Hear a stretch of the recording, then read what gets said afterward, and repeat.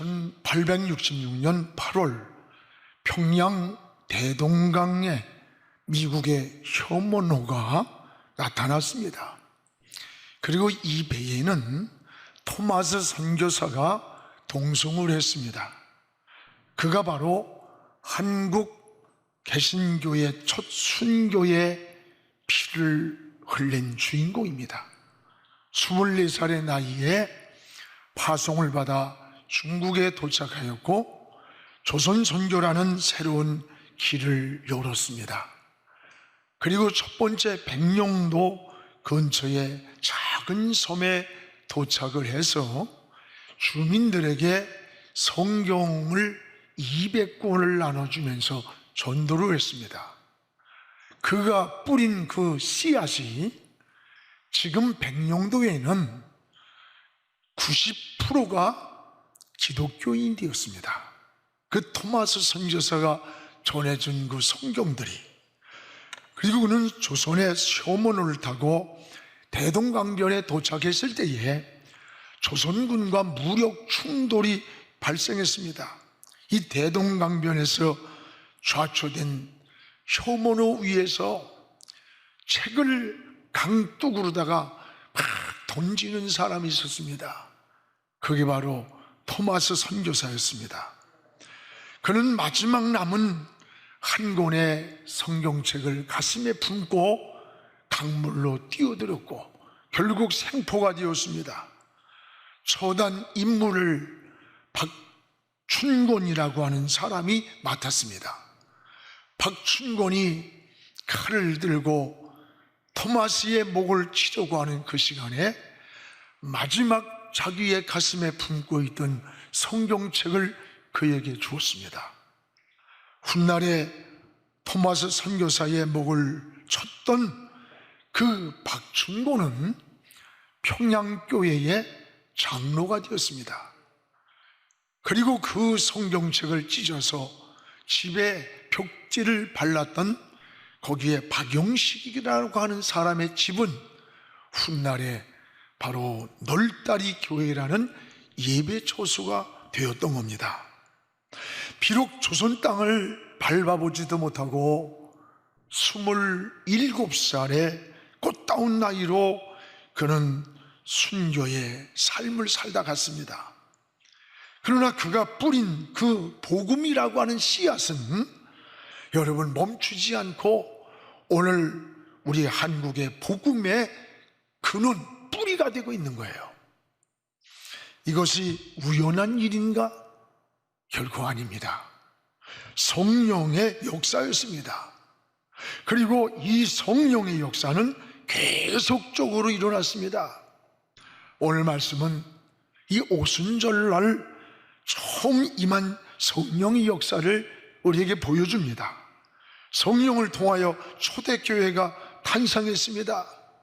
초대교회는 성령이 충만했습니다. 자신들의 의지가 아니라 성령의 말하게 하심을 따라 말을 했고 모든 삶의 중심의 축이 바로 성령의 임재였습니다. 이것이 오순절날 처음 임재한 성령의 역사입니다. 지금 이 시대는 도덕적으로 윤리적으로 양심이 마비되어 가는 시대, 영적으로도 어두워지고 방향을 잃은 그런 시대로 평가합니다. 초대교회에 처음 임했던 이 성령의 바람, 이 성령의 임재가 다시 불어와서 새로운 변화가 필요하다고 누구나 이구동성으로 고백하는 때가 지금이에요. 이런 성령 강림 주간을 우리가 지나가면서 오늘 이런 은혜를 사모하고 이 은혜가 내 심령 속에, 그리고 우리 교회 속에, 한국교회 속에, 우리 민족 속에 일어날 수 있기를 주의 이름으로 축원합니다. 그러면 이런 성령의 역사가 언제 일어났느냐? 언제? 무엇보다 주님의 약속을 믿고 기도할 때 이런 성령의 임재를 경험했습니다. 오늘 1절에서 2절을 우리 함께 읽겠습니다.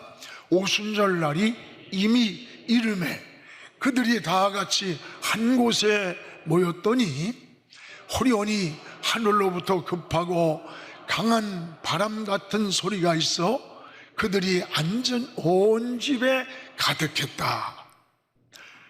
여기 보면은 여러분, 함께 모여 기도하던 시간이었다 라고 말씀합니다. 함께 모였습니다. 왜 함께 모였나? 기도하기 위해서 모였던 겁니다.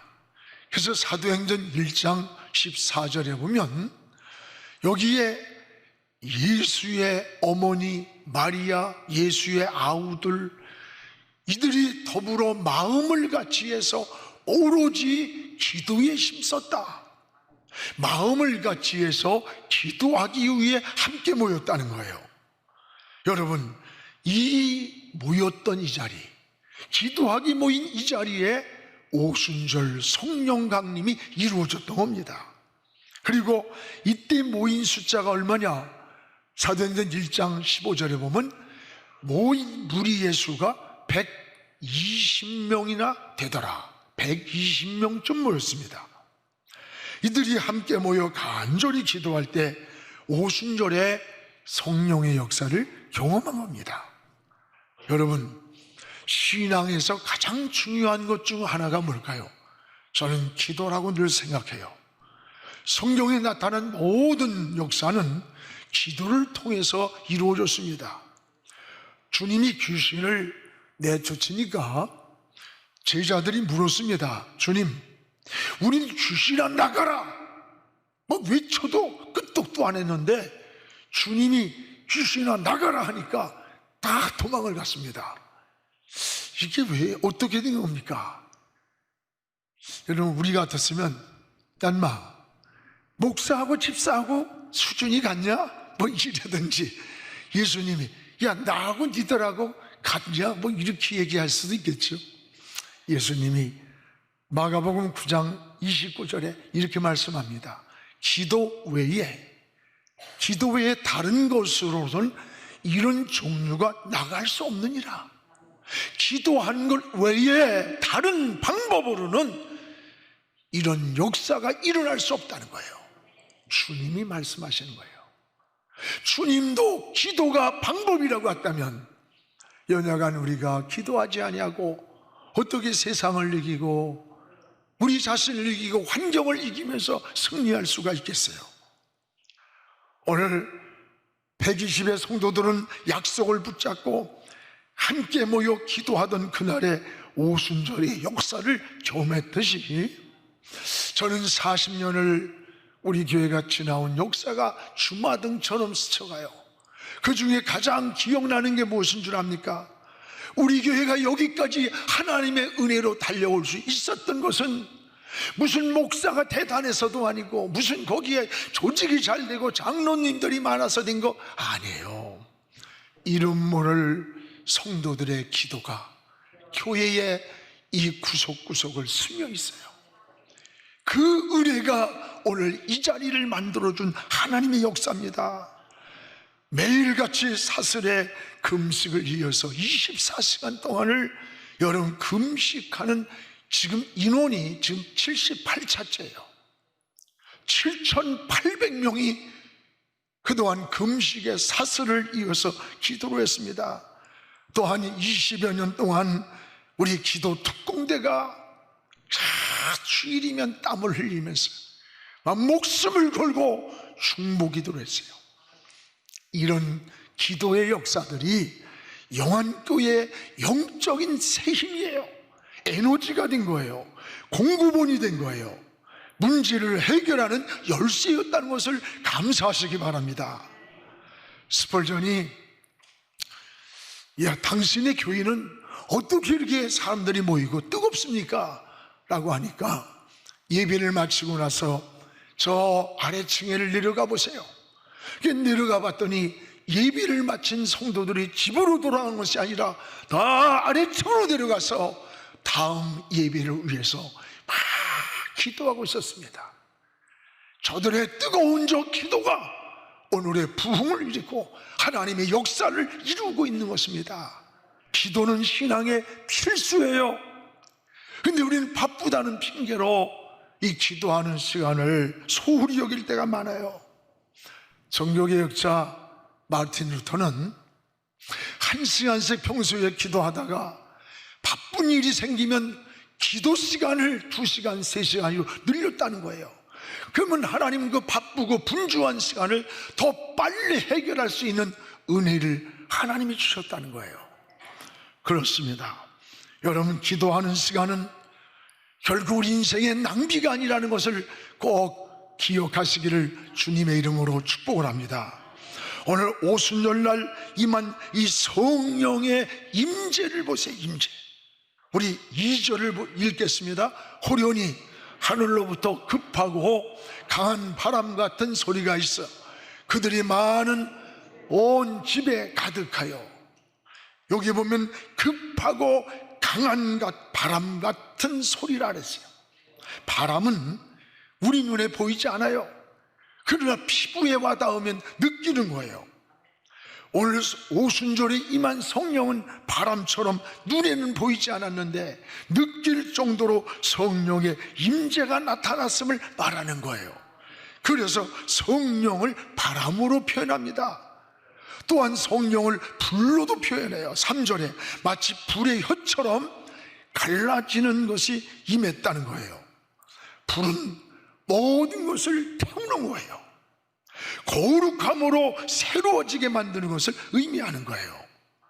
여러분, 우리 신앙생활의 승리는 반드시 성령의 충만함을 입어야 돼요. 성령의 임재가 없는 기도는 허공을 치는 메아리예요. 오늘 우리 장로님 기도에 굉장히 뒤에서 제가 은혜를 받고 아멘 아멘 했어요. 여러분, 성령의 임재가 없이 머리로 계산하고 만들어지는 기도는 메아리예요. 메아리, 허공의 메아리. 성령의 임재가 없는 예배는 상달되지 않는 가인의 제사 같은 거예요. 오순절의 역사는 성령의 임재를 경험하는 예배, 기도, 찬양이었어요. 모임 공동체였다는 거예요. 성령의 임재를 경험할 때 우리는 사는 방법이 달라요. 추구하는 목적이, 가치관이 다른 거예요. 세계관이 달라져요. 예수 그리스도를 중심해서 모든 축이 바뀌어지는 거예요. 예배도 기도할 때도 이 성령의 임재를 사모해야 됩니다. 성경에 하나님께서 존귀하게 쓴 사람의 특징이 뭔지 아닙니까? 한 가지가 있습니다. 바로 성령의 임재, 하나님의 감동이 있는 사람을 하나님이 크게 썼어요. 여러분, 사무엘상 16장 13절에 이 다윗에 대한 사건 아닙니까? 사무엘이 기름 뿔병을 가져다가 그의 형제 중에서 그에게 부었더니 그날에 그 후에 다윗이 여호와의 영에게 크게 감동되니라. 여호와의 영에게 크게 감동되니라. 여호와의 영에게 크게 감동되는 그날 다윗은 이스라엘 역사의 2대 왕이 된 거예요. 다윗과 같이 전무후무한 왕이 다시 나지 않았다는 거예요. 오늘 사랑하는 여러분, 하나님의 영에게 감동되기를 기도하세요.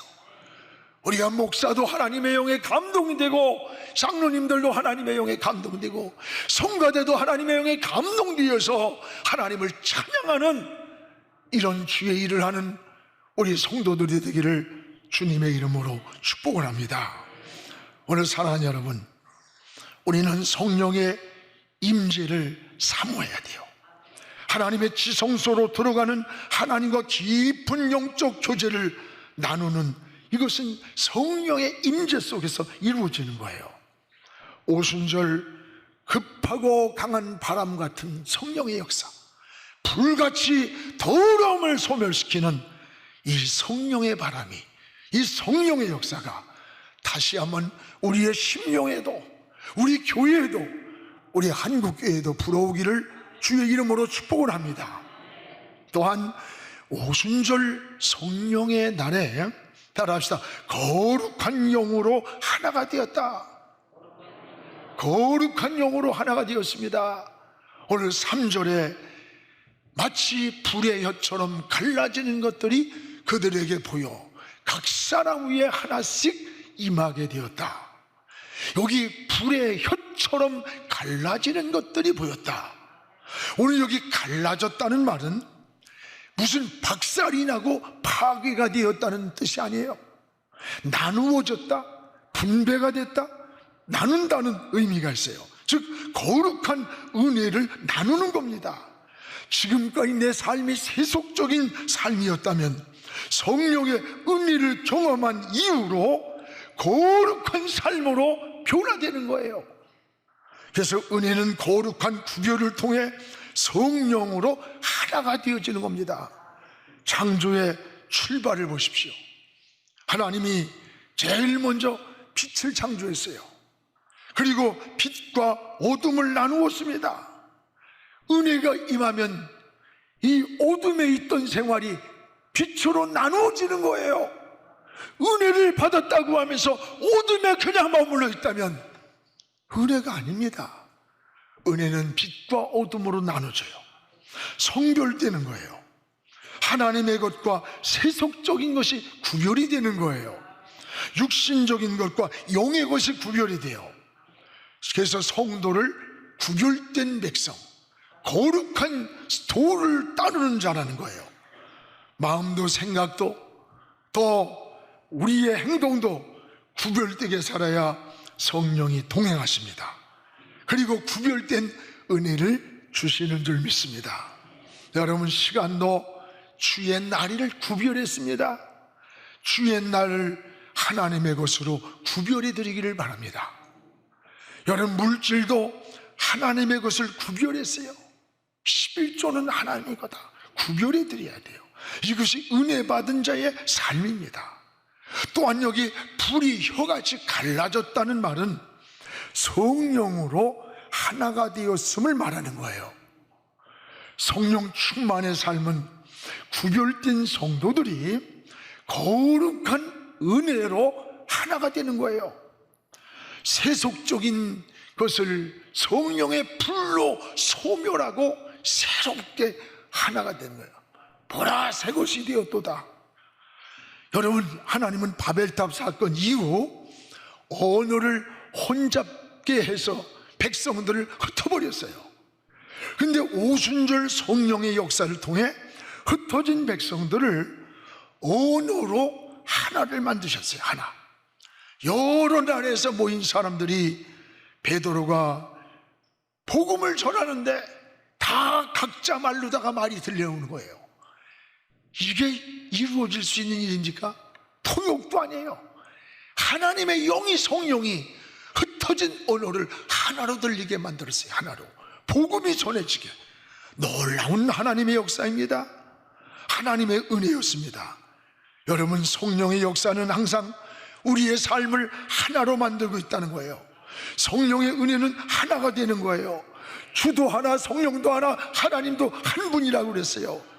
분절과 흐트러지는 것은 하나님의 뜻이 아님을 알아야 됩니다. 여러분의 가정도 하나가 돼야 돼요. 지금 갈등과 분열을 치료해야 돼요. 교회도 하나가 돼야 돼요. 한국교회도 하나가 돼야 돼요. 나라도 하나가 돼야 되는 거예요. 성령은 예수 그리스도를 중심으로 우리의 삶을 하나로 만드는 거예요. 그래서 우리의 가치관이, 세계관이, 인생관이, 비전이 예수 그리스도를 중심에서 바뀌는 거예요. 여러분, 지금까지 온 게 하나님의 은혜로 왔지. 내가 뭘 해서 하겠어? 나보다 더 젊은 사람, 좋은 조건에 있던 사람도 먼저 간 사람도 많은데, 무너진 자도 많은데, 우리는 여러분 장갑일 뿐이에요. 우리 안에 하나님의 손이 우리를 인도하는 거예요. 사랑하는 여러분, 우리 인생은 우리가 무엇을 하는 것 같지만 우리 안에서 하나님이, 여러분 안에서 성령님이, 여러분 안에서 우리 주님이 함께 하신다는 것을 늘 감사하고 영광을 하나님께 돌리시기 바랍니다. 주님의 은혜라고 고백하시기를 주의 이름으로 축원합니다. 또한 오순절 성령이 임하던 날, 오직 성령이 주체라는 것을 우리에게 보여줍니다. 4절을 우리 같이 읽겠습니다. 4절. 그들이 다 성령이 충만함을 받고 성령이 말하게 하심을 따라 다른 언어들로 말하기를 시작하니라. 여기 성령의 충만함을 받은 초대교회 성도들이 특징이 뭐예요? 성령이 말하게 하심을 따라. 따라합시다. 성령이 말하게 하심을 따라. 이 단어를 주목하시기 바랍니다. 여러분, 성령이 충만했던 초대교회는 자기 생각이나 감정이나 자기의 어떤 방법대로 살지 않았어요. 여기 뭐 말이나 행동이나 모든 것이 성령이 주관자가 되고 주체가 됐다는 거예요. 그래서 사도행전 1장 2절에 보면 부활하신 주님은 사도들에게 이렇게 말합니다. 성령으로 명하시고, 성령으로 명하시고. 사도행전 6장 10절에는 스데반이 말할 때도 이렇게 말합니다. 지혜와 성령으로 말함을, 지혜와 성령으로 말했다는 거예요, 지금 스데반이 백성들에게. 또 여러분, 사도행전 13장 4절에 안디옥 교회가 선교사를 파송할 때도 자기들의 생각으로 파송하는 게 아니라 뭐라 그랬어요? 성령의 보내심을 받아, 성령의 보내심을 받아서 그들을 보냈다는 거예요. 바로 오늘 4절에도 성령의 말하심을 따랐다라고 했습니다. 그렇습니다. 이것이 성령 충만한 자의 모습입니다. 내 멋대로 하는 게 아니에요. 내 감정, 내 기분대로 하는 게 아니에요. 여러분, 성령의 인도하심을 따르고 성령의 말하게 하심을 따라, 이게 바로 하나님의 일하는 방법이고 이 성령 충만한 자의 모습이라는 거예요. 이럴 때 성령이 인도를 받습니다. 성령이 동행하십니다. 성령이 우리의 삶을 열어주시는 겁니다. 여러분, 제자들의 모습을 보세요. 오순절 전과 후의 모습이 전혀 달라요. 오순절 전에 제자들은 결심도 잘했어요. 아주 고백도 잘해요. 그러나 시험도 잘 들어, 넘어지기도 잘하는 거예요. 주님이 십자가 사건을 말씀하실 때 주님을 붙잡으면서 우리가 있는데 절대로 십자가 안 진다, 못 지게 하겠습니다. 여러분, 하나님의 뜻을 생각하지는 않았어요. 이런 게 제자들이에요. 근데 이들이 성령의 능력을 힘입고 나서 전혀 오순절 이후의 모습이 달라요. 뭐가 다른 줄 알아요? 추구하는 방향이 달라요. 방향. 육신적인 것에서 영적인 것으로 바뀐 거예요. 싸움의 대상이 달라졌어요. 오순절 전에는 싸움의 대상이 늘 수평적이야. 자기 같이 있는 제자들의 친구들, 네가 높으냐 내가 높으냐, 시기, 질투, 미움, 험담, 아직도 이런 것에 빠져 있다면 이건 오순절 전의 모습임을 깨달아야 돼요. 싸움의 대상이 영적인 것으로 바뀌었어요. 여러분, 원수 마귀가 싸움의 대상이라는 것을 알았던 겁니다. 이들의 삶의 목적이 또 달라졌어요. 자기 중심적인 삶이 하나님 중심적인 삶으로 바뀐 거예요. 뭘 하는지 하나님이 뭘 기뻐할까? 하나님이 뭘 원하실까? 하나님의 뜻이 무엇일까를 먼저 생각했던 거예요. 신앙생활에서 가장 중요한 게 여러분 뭘까요? 성령 충만함을 사모해야 돼요. 성령 세례는 단회적입니다. 그러나 성령 충만은 말씀과 기도와 섬김의 삶으로 지속적으로 영속적으로 이루어져야 돼요. 날마다 성령으로 충만하기를 기도해야 돼요. 우리가 성령 세례를 받은 우리들이 그냥 있으면 성령 충만한 것 아니에요. 목사라고 성령 충만한 것 아니에요. 여러분, 오래 믿었다고 충만하고 무슨 직분이 높다고 충만한 거 아니에요. 날마다 말씀과 기도와 섬김의 삶을 통해서 하나님의 영으로 우리가 지배를 당해야 돼요. 하나님의 영으로 우리가 충만해질 때 하나님의 생각을 하고 주님 생각을 말고 하나님의 뜻을 먼저 구하게 되는 거예요. 사랑하는 성도 여러분, 오늘 은혜 받은 자 성숙한 신앙인의 삶에는 성령의 지배가 있어요. 성령의 감동을 따르는 거예요. 우리가 성결한 삶을 살기를 원합니까? 내 힘만 가지고 안 돼요. 의지만 가지고 안 돼요. 세상에 나가 승리하기를 원합니까? 내 힘 가지고 안 돼요. 원하지만 넘어져요. 성령의 충만함을 사모하시기를 축복합니다. 좋은 열매 맺고 살기를 원합니까? 성령의 충만함을 받아야 돼요. 이것이 초대교회의 모습이고 오순절 성령의 역사였습니다. 우리도 성령님께서 도와주심을 늘 사모하세요. 성령의 도움을 구하시기를 바랍니다. 성령이 도와주시면 됩니다. 성령이 주인 되시기 바랍니다. 여러분, 성령이 여러분의 스승이 되어서 여러분의 길을 인도해 주시기 바랍니다. 교회도 성령의 역사가 일어나야 부흥이 되는 거예요. 변화가 일어나는 거예요. 역사가 일어나는 거예요. 우리 교회가 이 오순절의 성령의 역사를 사모하면서 이 잃어버렸던 코로나로 인해서 전반기를 다시 회복하고 영성을 가지고 후반기를 달려가는 그런 신앙이 되기를 주의 이름으로 축원합니다. 기도하겠습니다.